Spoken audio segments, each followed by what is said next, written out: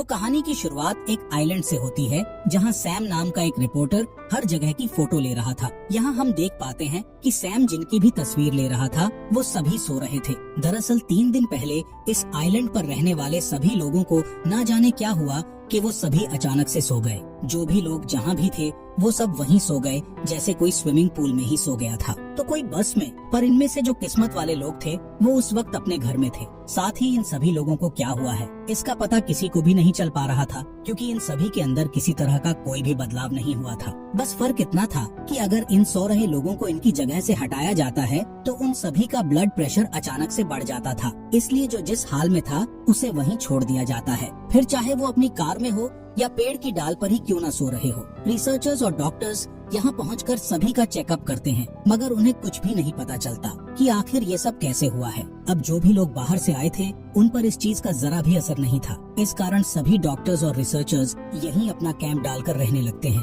ताकि वो इस चीज के पीछे की असली वजह जान पाए। साथ ही किसी भी रिपोर्टर को इस आइलैंड में घुसने की इजाजत नहीं थी, लेकिन सैम चुपके से किसी तरह यहाँ घुस आया था। उसे हम एक बस के अंदर की फोटो लेते हुए देखते हैं, जिसके अंदर कई सारे लोग शांति से सो रहे होते हैं। उनमें से एक औरत के हाथ में सैम एक गोल्ड फिश को देखता है। अब यहाँ वही एक चीज थी जो कि हिल डुल रही थी, तो सैम उसे अपने साथ ले जाता है ताकि वो उससे बात कर सके और सैम को अकेलापन न महसूस हो। यहाँ गौर करने लायक बात ये थी कि इस आइलैंड के जानवरों और पक्षियों को भी कुछ नहीं हुआ था। फोटोज लेने के बाद सैम एक घर के अंदर जाता है जहाँ वो एक लड़की को उसके बिस्तर पर सोते हुए देखता है जिसका नाम स्टेला था, और उसे देखने के बाद सैम चुपचाप उसको वहीं सोता हुआ छोड़कर दूसरे कमरे में चला जाता है। जिस दौरान वो देखता है कि इस घर के बाहर 2 रिसर्चर्स खड़े हुए हैं जिन्हें वो छिपकर देखता है। असल में अगर सैम के बारे उन्हें पता चल गया तो इसके लिए सैम को सजा भी हो सकती थी। उनके वहाँ से जाने के बाद सैम चुपचाप दूसरे कमरे में जाकर सो जाता है। फिर रात में वो एक सपना देखता है जहाँ वो स्टेला को ग्रोसरी स्टोर से सामान लेते हुए देख रहा था। यहाँ जब स्टेला सैम पर बिल्कुल ध्यान नहीं देती तो सैम उसे उसका नाम लेकर बुलाता है, जो सुनकर स्टेला उससे पूछती है कि तुम्हें आखिर मेरा नाम कैसे पता। जिसके साथ ही सैम की नींद अचानक से खुल जाती है। वो देखता है कि अब सुबह हो चुकी है और फिर सैम को हम रेडियो सुनते हुए देखते हैं, जिस दौरान वो सो रही स्टेला से बातें भी कर रहा था। फिलहाल अब सैम तैयार होकर फिर से कुछ फोटोज लेने के लिए निकल जाता है। बाहर आकर वो एक आदमी को देखता है जो पेड़ पर ही आराम से सो रहा था। इसके बाद सैम एक चर्च में जाता है जहाँ कई सारे लोग मौजूद थे। सैम उन सभी की फोटो लेने के बाद वहीं बैठ जाता है, जिस बीच अचानक से उसकी वहीं आंख लग जाती है और वो सपने में फिर से स्टेला को देखता है। दोनों एक दूसरे के सामने सामने बैठे हुए थे, जहाँ स्टेला सैम से पूछती है कि क्या तुम यहाँ पैसों की लालच की वजह से आए हो? अगर ऐसा है तो अभी यहाँ से लौट जाओ। इस पर सैम उससे बताता है कि मैं यहाँ पैसों के लिए नहीं बल्कि तजुर्बे के लिए आया हूँ, जिससे मुझे बाद में पैसा कमाने में मदद मिलेगी। सैम के इतना कहते ही उसकी नींद टूट जाती है और वो चुपचाप वापस घर आ जाता है, जहाँ वो स्टेला की चीजों को देखने लग जाता है, जिसमें से उसे स्टेला की एक डायरी मिलती है जिसे वो रोज लिखा करती थी। सैम उसकी इस डायरी को पढ़ने लग जाता है और जैसे जैसे वो इसे पढ़ता जा रहा था उसे ऐसा लग रहा था कि मानो वो स्टेला से और ज्यादा जुड़ता जा रहा हो। सपने में स्टेला अब उससे काफी अच्छी तरह बातें करने लग गई थी, जिससे सैम पूछता है कि तुम्हें इस लंबी नींद के दौरान क्या महसूस हो रहा है। इस पर वो बताती है कि कभी कभी तो सब कुछ एकदम शांत लगता है, लेकिन कभी ऐसा लगता है कि मैं किसी गहराई में लगातार गिरती जा रही हूँ। वो सैम से बताती है कि मैं सबसे आखिरी में सोई थी, शायद यही वजह थी कि मैं उस वक्त घर पर थी। बाकी सबसे पहले मैंने अपने पियानो टीचर को सोते हुए देखा था। वो पूरी क्लास के सामने अचानक से सो गए और उसके बाद से इस चीज ने यहाँ के हर एक आदमी को अपनी गिरफ्त में ले लिया। फिलहाल ये तो सपना था, लेकिन हकीकत में अगले दिन सैम फिर से बाहर जाता है, जहाँ वो एक जगह एक कार को देखता है जिसमें काफी सारे गुब्बारे भरे हुए थे। वो जब इस चीज को अपने कैमरे में कैद कर ही रहा होता है, तभी वो देखता है कि सामने के घर की बैल्कनी पर 2 रिसर्चर्स खड़े हुए हैं।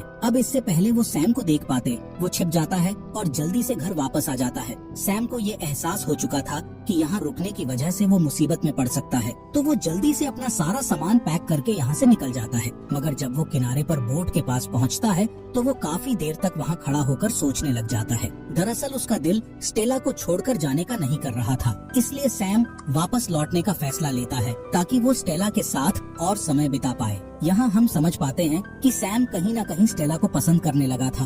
वो अब जब भी सोता तो स्टेला उसके सपनों में उससे बात करने के लिए वहाँ मौजूद रहती। इसी तरह एक दिन जब वो सो जाता है तो सपने में वो स्टेला को अपने सामने बैठा हुआ देखता है। वो सैम से पूछती है कि तुम मुझे आज असली कारण बताओ कि तुम यहाँ क्यों आए हो। यहाँ स्टेला की जिद पर सैम आखिर उसे असलियत बताता है कि मैं इस आइलैंड पर 1 साल पहले अपनी छुट्टियाँ बिताने आया था। उस वक्त मैंने तुम्हें एक ग्रोसरी स्टोर में देखा, जिसके बाद तुम सीधा एक रेस्टोरेंट में गई, जहाँ मैं भी तुम्हारे पीछे जा पहुँचा, पर मेरी हिम्मत ही नहीं हुई कि तुमसे कुछ कह पाऊँ। मुझे तुम पहली नजर में ही पसंद आ गई थी, लेकिन उसके बाद फिर कभी हम मिले ही नहीं। इसलिए आज मौका मिलने पर मैं यहाँ तुम्हारे लिए आया हूँ, ताकि तुमको और अच्छे से जान पाऊँ। फिलहाल सपने से बाहर आने पर असलियत की दुनिया में सैम ग्रोसरी स्टोर से घर का कुछ सामान लेने के लिए जाता है, जहाँ उसी वक्त 2 रिसर्चर्स भी कुछ लेने के लिए आते हैं, जिसमें से एक सैम को वहाँ देख लेता है, मगर सैम वहाँ सोने का नाटक करता है, जिसे चेक करने के बाद इन लोगों को जो भी लेना था वो लेकर चले जाते हैं। उनके जाते ही सैम वहाँ से अपने मतलब का सामान लेने के बाद काफी मजे करता है और फिर वो वहाँ सो रही कैशियर के पास सामान के पैसे रखकर चला जाता है। जब वो घर पहुँचता है तो सैम देखता है कि एटिक में भी कुछ सामान रखा हुआ है, इसीलिए वो वहाँ जाकर देखता है तो उसके हाथ एक टेप रिकॉर्डर लगता है, जिसमें स्टेला ने अपनी पसंद और नापसंद के बारे में सब कुछ अच्छे से बताया था। कैसेटे का पहला साइड सुनने पर सैम को जानने को मिलता है कि स्टेला को काफी अजीब चीजें पसंद है, जैसे कि बिना सर की बार्बी डॉल, फ्लोटिंग फ्लेमिंगो और खास करके टाइपराइटर की आवाज उसे काफी ज्यादा पसंद है। इसलिए सैम स्टेला की सारी पसंद की चीजें लाकर रख देता है, ताकि जब भी वो जागे तो ये सब देखकर काफी खुश हो। इसी के साथ स्टेला ने बताया होता है कि मुझे बीच पर एक लॉन्ग ड्राइव पे जाना अच्छा लगता है। ये बात सुनते ही सैम फिर से अपनी सपनों की दुनिया में चला जाता है, जहाँ वो देखता है कि स्टेला उसके साथ लॉन्ग ड्राइव पर जाने के लिए तैयार है, जिसके लिए स्टेला एक सोते हुए आदमी की कार में जाने को बोलती है, जिस पर सैम बोलता है कि हमें चोरी नहीं करनी चाहिए, लेकिन स्टेला का कहना था कि हम चोरी नहीं कर रहे हैं, बल्कि हम तो कुछ देर के लिए उसकी कार बोरो कर रहे हैं। अब यहाँ स्टेला की जिद के सामने सैम को झुकना पड़ता है और दोनों उस आदमी के घर घुसकर कार की चाबी लेकर आते हैं। ड्राइव के दौरान सैम देखता है कि स्टेला कितनी खुशदिल लड़की है। यही वजह थी कि सैम को उससे प्यार हो गया। अब जैसे ही सैम अपने इस सपने से बाहर आता है, वो देखता है कि स्टेला के घर पर कुछ डॉक्टर्स उसे देखने के लिए आए हैं। दरअसल ये लोग हर हफ्ते इसी तरह चेकअप करने के लिए आते हैं, जिन्हें देख सैम जल्दी से अलमारी के अंदर छिप जाता है। डॉक्टर्स स्टेला को अच्छे से चेक करने के बाद यहाँ से चले जाते हैं। उनके जाते ही सैम अलमारी से बाहर आता है और फिर वो स्टेला का हाथ पकड़कर उसके बगल में लेट जाता है। यहाँ वो स्टेला से काफी सारी बातें करता है, जिसके बाद अगले दिन सैम फिर से एटिक में जाता है, जहाँ वो टेप रिकॉर्डर का दूसरा हिस्सा सुनने लग जाता है, जिसमें स्टेला ने अपनी नापसंद के बारे में बात की थी। इसमें स्टेला ने खास करके अपने अकेलेपन को लेकर बात की हुई थी। वो बताती है कि भले ही मैं अकेली रहती हूँ, लेकिन ये अकेलापन मुझे बिल्कुल भी पसंद नहीं है। जिस बात के साथ सैम फिर से स्टेला से बात करने अपने सपनों में पहुंच जाता है, जहां वो स्टेला से कहता है कि मैं तुम्हें कभी अकेला नहीं छोड़ूंगा। साथ ही वो ये भी बोलता है कि हर किसी का एक सोलमेट होता है, तो हो सकता है कि हम दोनों एक दूसरे के सोलमेट हो। उसकी इस बात पर स्टेला बोलती है कि मुझे तो ऐसा नहीं लगता। यहाँ उसके इस जवाब से सैम को एहसास होता है कि शायद वो यहाँ फालतू की वजह के कारण रुका है, इसलिए वो एक बार फिर से यहाँ से निकलने की कोशिश करता है, मगर इस बार भी वो नहीं जा पाता, बल्कि वो वापस आकर स्टेला की पसंद की चीजें बनाकर खाता है, जिस दौरान उसे हमेशा की तरह फिर से सपने में स्टेला दिखती है, जो कि उससे बोलती है कि तुम यहाँ से चले जाओ, क्योंकि जिस स्टेला को तुम डायरी और रिकॉर्डर की वजह से जानते हो, वो असली स्टेला से काफी अलग है। यहाँ सैम को भी एहसास होता है कि स्टेला सही कह रही है, जबकि ये सब उसके सपनों में हो रहा था। सैम तीसरी बार यहाँ से जब निकलने की कोशिश करता है, तो उस दौरान उसे ना जाने क्या हो जाता है कि सैम को काफी ज्यादा प्यास लगने लगती है। वो जितना भी पानी पीता, उसकी प्यास उससे बुझ ही नहीं रही थी। इसके साथ उसे नींद भी आ रही थी, जिससे वो समझ जाता है कि अब इस चीज का असर उस पर भी होने लगा है, और वो गिरते पड़ते किसी तरह से वापस स्टेला के घर में आता है, जहाँ पहुँचते ही उसे नींद आ जाती है, मगर अगली सुबह वो जाग जाता है। यहाँ सैम समझ चुका था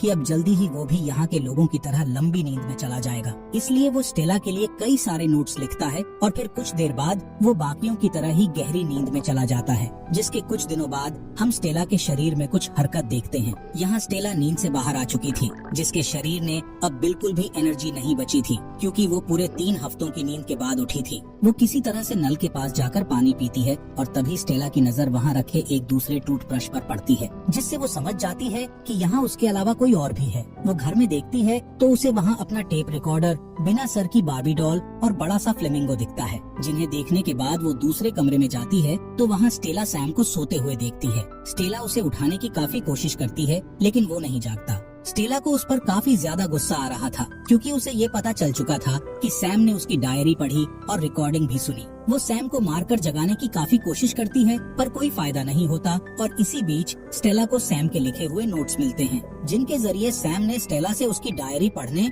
और रिकॉर्डिंग सुनने के लिए माफी मांगी थी। साथ ही उसने स्टेला से ये भी बोला था कि तुम्हारा अकेलापन तभी दूर हो सकता है जब तुम अपने आसपास की दीवार को गिराकर लोगों को खुद तक पहुंचने दोगी। यहाँ स्टेला जान पाती है कि एक अजनबी होने के बावजूद सैम उसे काफी अच्छी तरह समझ सकता था, इसलिए अब वो सैम का उसी तरह ख्याल रखने लग जाती है जैसे कभी सैम स्टेला का रखता था। इस दौरान स्टेला को सपने में सैम दिखाई देता है जिससे स्टेला उसकी पसंद, नापसंद और बाकी चीजों पर कई सारी बातें करती है। और फिर कुछ दिन बीतने के बाद जब स्टेला एक सुबह उठती है तो सैम वहाँ नहीं होता जहाँ पर वो सोया था। उसे ढूंढते हुए स्टेला किचन की तरफ जाती है तो सैम उसे वहाँ मिलता है। इन दोनों को एक दूसरे से मिलकर ऐसा लग रहा था जैसे कि ये इनकी पहली मुलाकात ना हो, बल्कि दोनों एक दूसरे को काफी अच्छी तरह बातें कर रहे थे। उन्हें एक दूसरे के बारे सब कुछ पता था। यहाँ दोनों एक दूसरे से हाथ मिलाते हैं और फिर एक दूसरे की बातों में पूरी तरह से खो जाते हैं। अब मूवी के आखिरी सीन में हम बस में उसी औरत को नींद से जागते हुए देखते हैं जिसके हाथ में गोल्ड फिश थी। यहाँ हम देख पाते हैं